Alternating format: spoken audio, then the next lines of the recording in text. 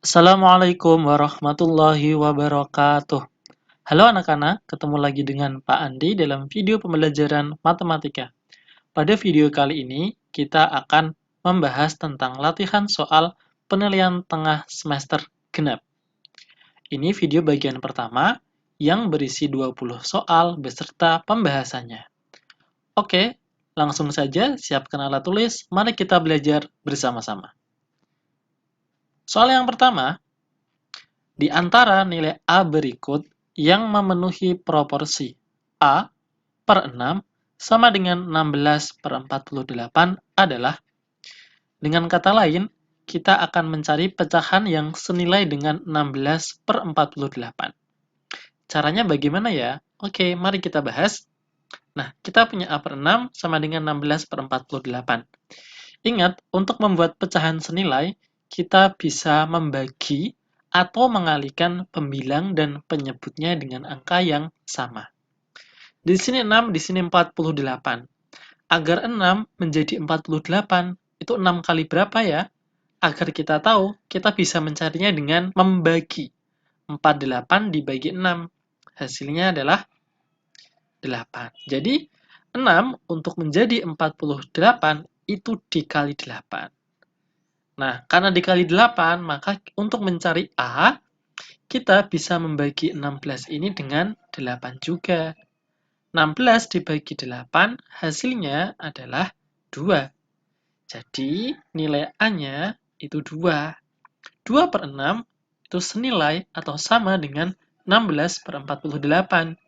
Kita cek ya, 2 kali 8, 16. Dikali 8 kan? 6 kali 8, 48. Jadi sudah ketemu ya, bahwa nilai A-nya adalah 2. Sekarang lanjut ke yang nomor 2. Hasan belajar selama 1 jam, sedangkan Ali belajar selama 50 menit. Perbandingan durasi belajar Hasan dan Ali adalah, oke, ini tentang perbandingan. Dengan kata lain adalah menyederhanakan perbandingan 1 jam dibanding 50 menit. Nah, karena satuannya berbeda, kita samakan dulu. Yang jam kita ubah ke menit. 1 jam itu 60 menit. Jadi 60 dibanding 50. Satuannya sudah sama. Sekarang kita sederhanakan. 60 kita bagi 10. 50 kita bagi 10. 60 bagi 10, 6. 50 dibagi 10, hasilnya 5. Jadinya 6 dibanding 5. Kalau kita menjawab 5 banding 6, salah atau benar? Salah, karena perbandingannya itu Hasan dibanding Ali, bukan Ali dibanding Hasan. Jadi perhatikan ya, Hasan dibanding Ali, berarti 6 dibanding 5. Maka jawabannya C. Soal yang ketiga. Perbandingan tabungan Nurul dan Aisyah adalah 4 dibanding 7. Jika tabungan Nurul sebesar 320.000, maka tabungan Aisyah adalah, mari kita bahas bersama-sama. Rumusnya adalah perbandingan yang ditanya diper perbandingan diketahui kali nominal asli yang diketahui. Yang ditanya itu miliknya Aisyah, berarti yang bagian atas itu adalah miliknya Aisyah. Nurul dibanding Aisyah. Ya, kan yang ditanya Aisyah. Kenapa Aisyahnya 7? Perhatikan ini. 4 ini miliknya Nurul. 7 ini miliknya Aisyah. Lalu perbandingan yang diketahui. Di sini tabungan Nurul 320.000. Maka perbandingan yang bawah menggunakan perbandingan miliknya Nurul. Dikalikan 320.000. Kita hitung, ada yang bisa disederhanakan, 4 dan 320.000, masing-masing kita bagi 4. 4 bagi 4 dapat 1, 320 dibagi 4, 80.000. Jadi kita punya 7 dikali 80, hasilnya 560.000. Jadi jawabannya D. Diingat ya, perbandingan ditanya, per perbandingan diketahui, kali nominal asli yang diketahui. Gampang kan? Oke, sekarang lanjut ke nomor 4. Soal yang nomor 4. Suatu peta mempunyai skala 1:500.000, pastinya cm ya. Jika jarak kota A dan kota B pada peta 3 cm, maka jarak kota A dan kota B sebenarnya adalah titik-titik kilometer. Ingat, skala itu 1/500, itu artinya gini, setiap 1 cm pada skala itu mewakili 500.000 cm. Maka gampangnya kalau 3 cm pada peta, tinggal kita kalikan 500.000. 1 cm kan mewakili 500.000. Kalau 3 cm berarti tinggal kita kalikan 500.000. Cara simpelnya kayak gitu. Jadi hasilnya adalah 1.500.000 cm. Padahal yang ditanyakan kilometer. Kita ubah ke kilometer ya. Nah, dari senti ke kilo itu naik 5. Maka dibagi 100.000. 1.500.000 dibagi 100.000 hasilnya 15. Jadi jarak A dan B adalah 15 km. Lanjut skala yang nomor 4. Soal yang kelima sekarang. Untuk menjahit 3 karung beras diperlukan 15 meter benang. Untuk menjahit 120 karung diperlukan berapa meter benang? Berapa ya? Oke, mari kita hitung. Nah, ini adalah perbandingan senilai atau berbalik nilai. Kita cek dulu. Variabel yang pertama adalah karung. Variabel yang kedua adalah benang. Ada karung dan benang. Ketika karungnya itu 3, benangnya itu 15 meter. Pertanyaannya, ketika karungnya 120, benangnya berapa meter? Perhatikan, ketika karungnya bertambah, benangnya akan bertambah banyak atau malah berkurang. Logikanya pasti juga bertambah banyak. Artinya, ini perbandingan senilai. Karena perbandingan senilai, kita langsung saja membuat perbandingannya 3/120 sama dengan 15 per X. Langkah kedua, kita mencari X ya dengan cara dikali silang. Kalikan yang ada hurufnya terlebih dahulu. Misal ini 3 kalikan X hasilnya 3X. Lalu 120 kita kalikan 15. Selesai, sekarang kita mencari X-nya. X sama dengan 120 kali 15 dibagi 3. Kalian bisa mengalihkan langsung lalu dibagi 3 atau menyederhanakan. Pak Andi lebih suka menyederhanakan. Ada 3, ada 15. Masing-masing Pak Andi bagi 5. 3 Pak Andi bagi 3. 3 bagi 3, 1. 15 dibagi 5 hasilnya adalah 15 dibagi 3 hasilnya adalah 5. Jadi kita punya 120 dikali 5 dibagi 1. Dibagi 1 itu kayak nggak ada artinya ya. Jadi kita kalau 1 di pembagian bawah itu anggap aja tidak ada. 120 dikali 5 hasilnya adalah 600. Jadi untuk 3 karung benangnya 15 meter. Untuk 120 karung benangnya adalah 600 meter. Lanjut ya, soal yang nomor 6. Soal yang ke-6. Rahmat memerlukan 3 liter bensin untuk menempuh 75 km. Jika Rahmat ingin menempuh jarak sejauh 125 km, maka banyaknya bensin yang diperlukan adalah berapa liter? Nah, ini perbandingan lagi nih. Kita buat variabelnya apa saja? Ada bensin dan tentunya jarak. Ketika 3 liter bensin, jarak yang ditempuh itu adalah 75 km. Jika Rahmat ingin menempuh jarak sejauh 125 km, maka bensinnya itu berapa liter? Cek ya, senilai atau berbalik nilai. Ketika jaraknya bertambah, bensinnya ikut bertambah bukan? Pasti ya, karena sama-sama bertambah berarti senilai. Langsung saja, tidak ada yang perlu dibalik. 3 per X 75 per 125. Lanjut, kita mencari nilai X. Dengan cara kita kalikan silang. X kali 75, 75X. Lalu 3 kita kalikan 125. Kita punya 125 dikali 3. Maka X sama dengan, kita tulis di sini biar rapi. X sama dengan 3 kali 125 dibagi 75. 75 dan 3 kita coret. Kita sederhanakan masing-masing dibagi 3. 3 dibagi 3 dapat 1. 75 dibagi 3 dapat 25. Nah, kita punya 1 kali 125, 125 kan? 125 dibagi 25, hasilnya adalah 5. Jadi, bensin yang dibutuhkan adalah 5 liter. Kalau 3 liter bensin, jaraknya 75 kilo. Kalau jaraknya 125 kilo, bensinnya adalah 5 liter. Bisa dipahami ya? Oke, sekarang soal yang nomor 7. Soal yang ketujuh, Pak Umar sedang membangun rumah. Biaya yang diperlukan untuk membayar 6 tukang bangunan adalah 450.000 per hari.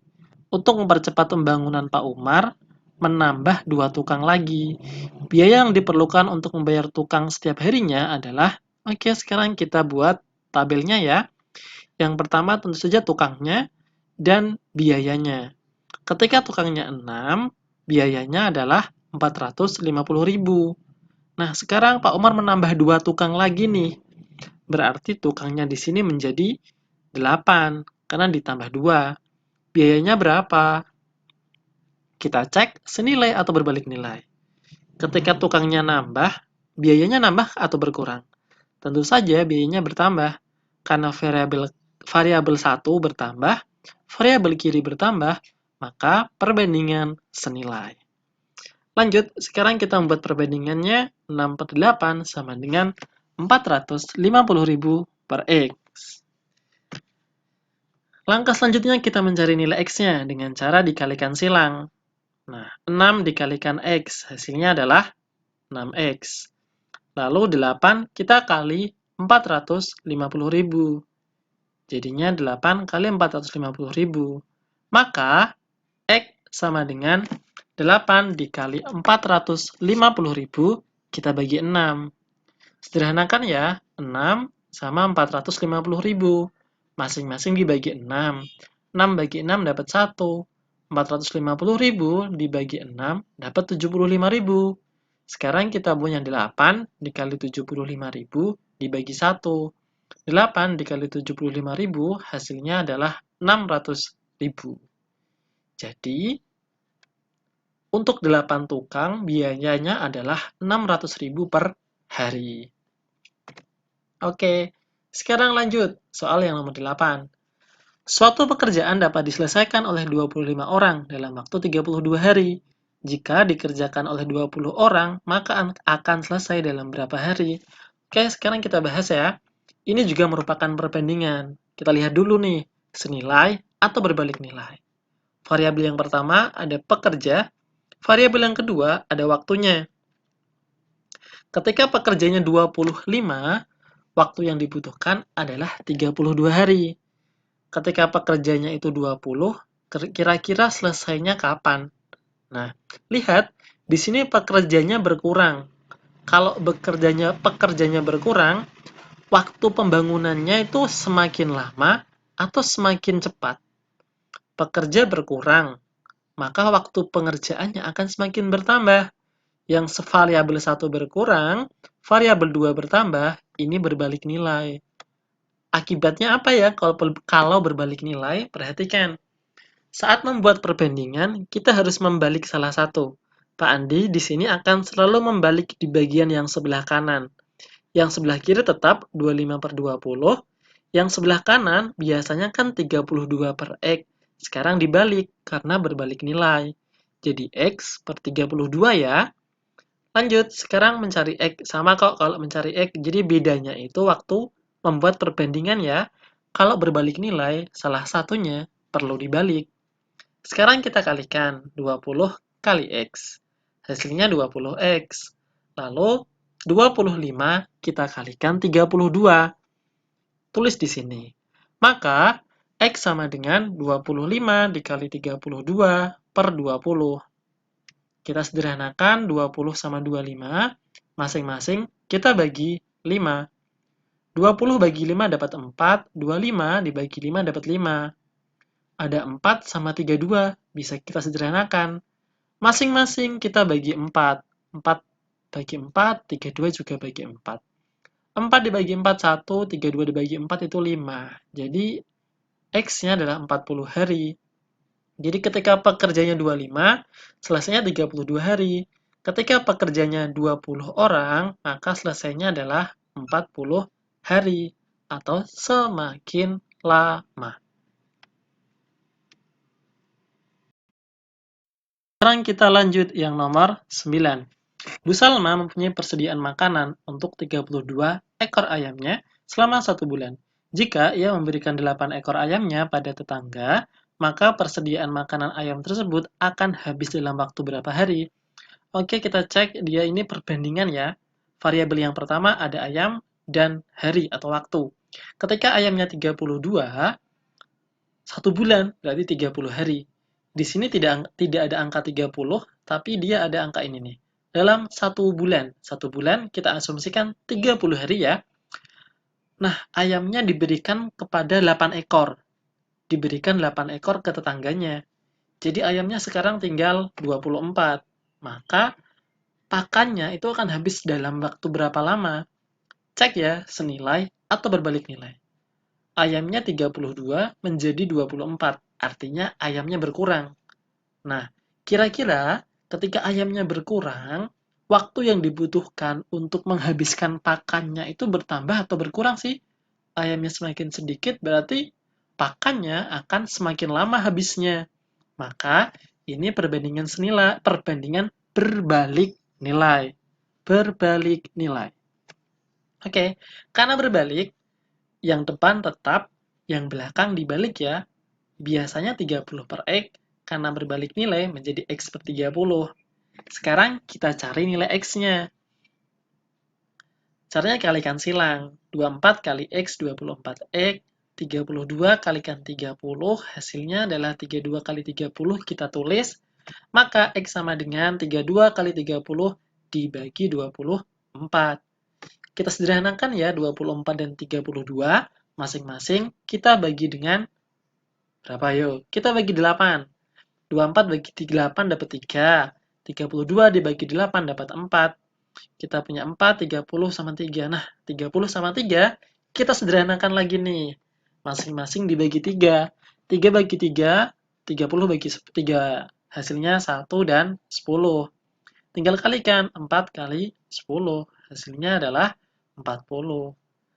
Jadi ketika ayamnya 32, pakannya 1 bulan habis. Tapi ketika ayamnya cuma 24, maka pakannya itu habisnya 40 hari kemudian. Jadi lebih lama 10 hari. Oke, next. Number 10. Nomor 10. Sebuah lemari buku dapat menampung 36 buku dengan tebal 8 mm.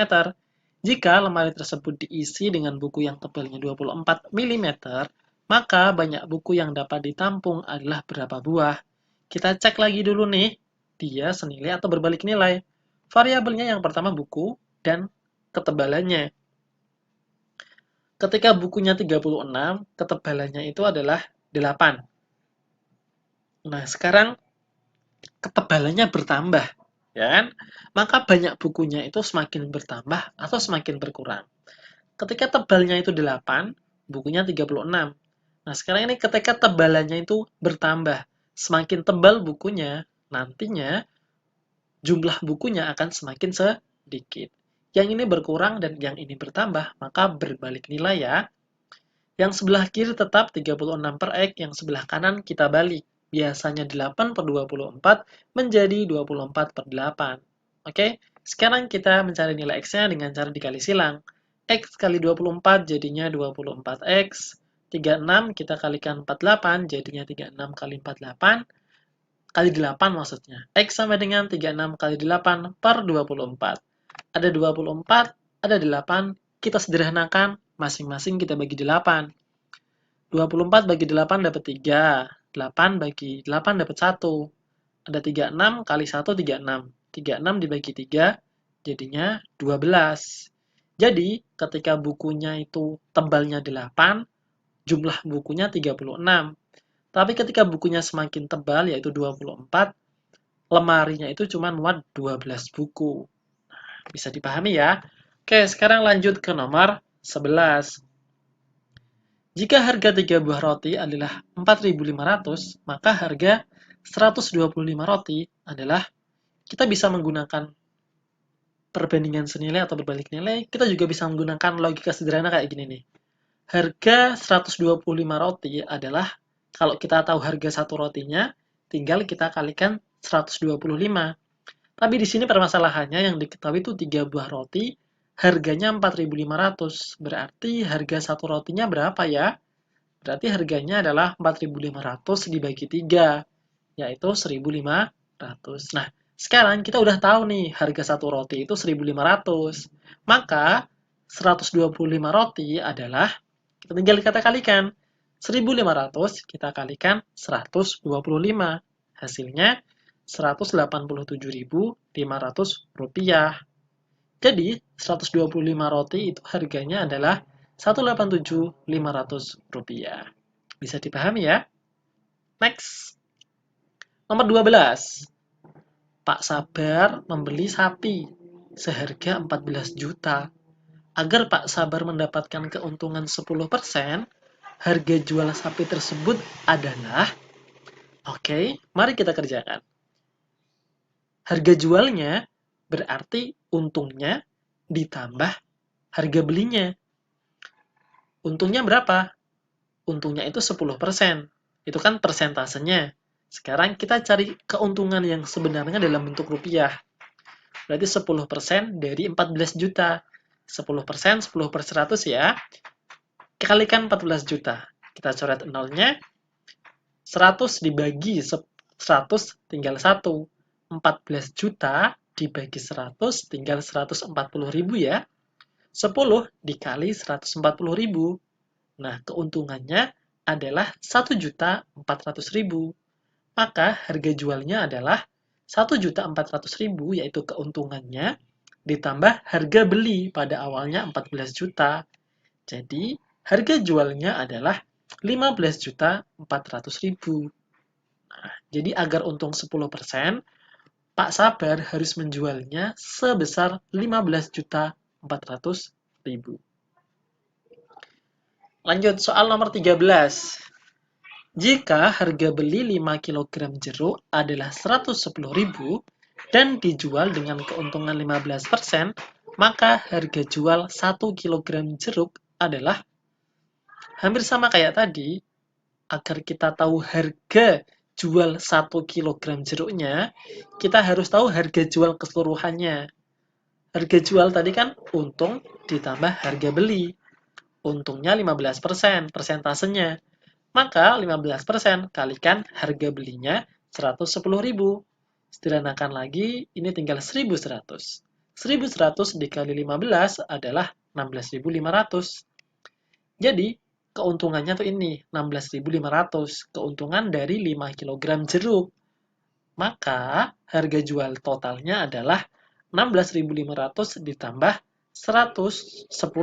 Jadinya 126.500. Nah, maka harga jual 1 kg jeruk adalah 126.500 dibagi 5. Hasilnya 25.300. Jawabannya adalah C. Bisa dipahami ya? Oke, lanjut ke nomor 14. Randi membeli sepeda motor dengan harga 4 juta.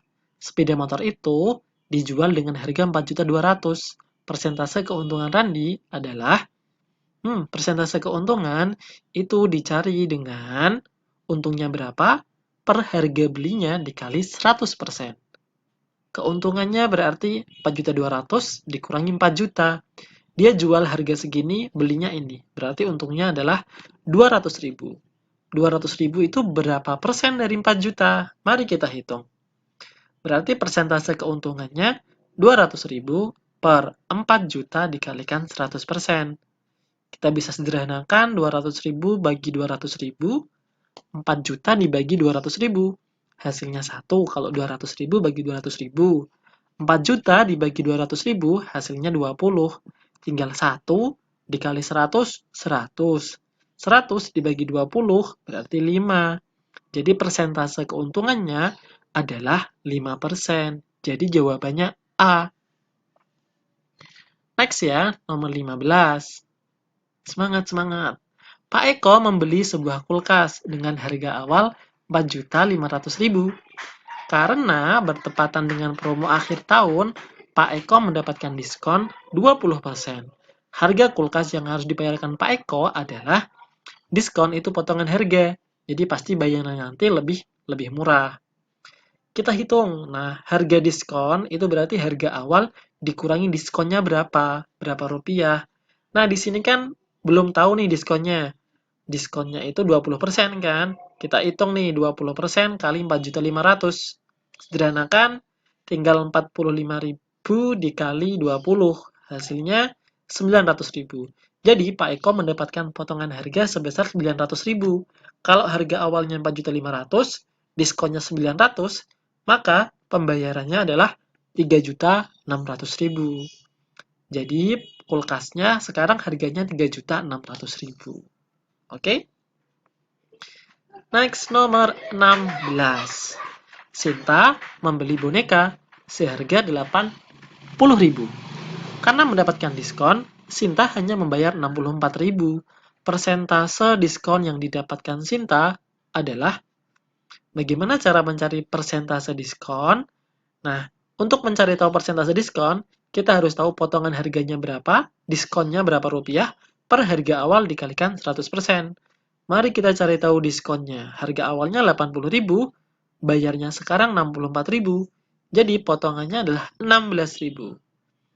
16.000 per 80.000 ya. Berarti potongan harga per harga awal dikalikan 100%. 16.000 sama 80.000. Kita sederhanakan. Masing-masing dibagi 16.000. Yang 16.000 dapat 1, yang 80.000 dapat 5. 1 kali 100, 100. 100 dibagi 5, hasilnya 20%. Jadi, diskonnya 20%. Oke, lanjut. Nomor 17. Pak Ucup meminjam uang di bank sebesar 15 juta dengan bunga 16% per tahun. Tentukan bunga yang ditanggung oleh Pak Ucup jika akan meminjam selama 4 bulan. Cek dong, berapa bunganya? Untuk mencari bunga, itu kita mencarinya dengan cara persentase bunga. Dikalikan lama dia menabung. Lama dia meminjam uang. Semakin lama pinjamnya, maka bunganya akan semakin banyak. Dikalikan modal awal atau modal dia pinjam. Langsung, persentase bunganya 16%, 16 per 100. Lama menabungnya 4 bulan. Kenapa per 12? Karena per tahun. Bunganya kan per tahun, maka dibuat 4 per 12. Kecuali 4 tahun, berarti ini nggak usah per 12. Kalikan modal awalnya 15 juta ya. Kita cek, sederhanakan 100 sama 0-nya. Dihilangin ya, atau dibagi 100 aslinya. Sekarang ada 4 sama 12. Masing-masing kita bagi 4. 4 bagi 4, 1. 12 bagi 4, 3. Kita punya 150.000 ini, kita bagi 3 nih. Dapatnya 50.000, 3 bagi 3, 1. Tinggal 16 dikali 50.000. 15 kali 16 kali 50.000 adalah 800.000 rupiah. Jadi, bunganya itu 800.000 rupiah. Itu bunganya. Jadi, kalau Pak Ucup pinjamnya 15 juta, 4 bulan kemudian, Pak Ucup mengembalikan uangnya itu sebesar 15.800.000 rupiah. Bisa dipahami ya? Oke, sekarang soal nomor 18. Pak Hamdan menabung di bank sebesar 10 juta. Jika bunga bank 12% per tahun, maka total tabungan Pak Hamdan selama 9 bulan adalah, kalau tadi tentang pinjam-meminjam, sekarang tentang tabungan nih. Bagaimana cara mencari tabungan akhirnya? Tinggal bunga ditambah modal awalnya. Pencari bunga, persentase bunga, kali lama menabung, kali modal awal. 12%, 9 per 12, karena menabungnya 9 bulan. Dikalikan 10 juta. Kita coret 12 sama 12, masing-masing dibagi 12 ya. Dapatnya 1 sama 1. Ada 100 sama 10 juta. 10 juta dibagi 100 itu 100.000. Jadi tinggal 9 dikali 100.000. Hasilnya 900.000. Maka total tabungannya adalah 10 juta ditambah 900.000. Jadinya 10.900.000 rupiah. Jadi uang awalnya kan 10 juta, disimpan di bank selama 9 bulan. Karena mendapatkan bunga sebesar 12% per tahun, maka 9 bulan kemudian uangnya menjadi 10.900.000 rupiah. Next, nomor 19. Ayah membeli mobil dengan harga 175 juta dan harus membayar pajak sebesar 5% dari harga mobil. Ayah harus membayar mobil beserta pajaknya sebesar, gampang nih, kita tinggal hitung pajaknya itu berapa rupiah. Jadi harga setelah kena pajak itu berarti harga awal ditambah pajaknya. Harga awalnya sudah ada, kita tinggal mencari pajaknya berapa. Pajak sama dengan persentasenya kali harga awal. 5/100 dikalikan 175 juta. Kita coret nolnya. Kita bagi 100 artinya ya. Kita kalikan 5 dikali 175.000, nolnya 4. Hasilnya 8.750.000 rupiah. Maka harga yang harus dibayar beserta pajaknya adalah 175 juta ditambah 8.750, yaitu 183.750.000 rupiah. Jadi jawabannya D. Jadi semakin mahal ya, karena disertai pajak. Pajaknya untuk negara. Sekarang soal nomor 20, soal yang terakhir yang kita bahas pada video ini. Pak Rudi berhasil menjual sepatu setiap bulannya sebanyak 40 pasang. Sepasang sepatu dengan harga 300.000. Pak Rudi harus membayar pajak 5% setiap bulannya.